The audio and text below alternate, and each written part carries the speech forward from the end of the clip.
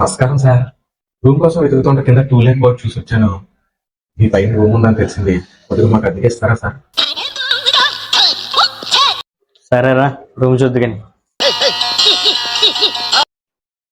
బెడ్లు మరి ఎందుకు కావాల్సిన మెట్ల రూమా రూమేనండి. అయితరా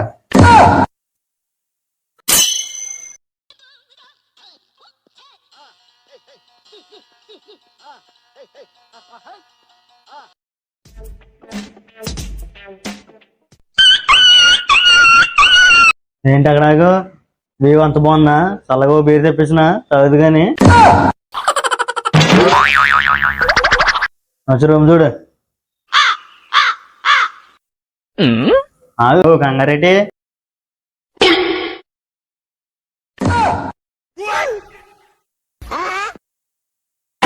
బ్యాగులు అక్కడ పడితే అక్కడ ఆడేయకూడదు అలాగా. ఏమయ్యా ఎలాగుంది రూమ్? ఇంతగా మీరు ఎంతమంది ఉంటారు? నేను మా ఫ్రెండ్ గారు ఉంటాం సార్. అద్దె 5,000 మరి ఓకేనా నీకు? అయ్య బాబు, అద్దె 5,000 కొద్దిగా తగ్గించాను సార్. కొన్ని 2 పెంచి 7,000 చేయమంటావా? అయ్యో కుదరదంటే చెప్పయ్యా, ఇంకో పార్టీ రెడీగా ఉంది, వాళ్ళకి ఇచ్చేసుకుంటాను. అబ్బే వద్దులేండి, నేనే తీసుకుంటాను. అయితే నెల అడ్వాన్స్ 10,000 కొట్టు, నెలకి 5,000 అద్దె. కరెంట్ బిల్ నీదే. ఓకే అంటే అడ్వాన్స్ కొట్టే, నీదే రూమ్. ఇంకా త్వరగా కొట్టమ్మా. అలాగే సార్, ఇప్పుడే ఫోన్ పే చేసేస్తానండి. మీ నెంబర్ చెప్పండి.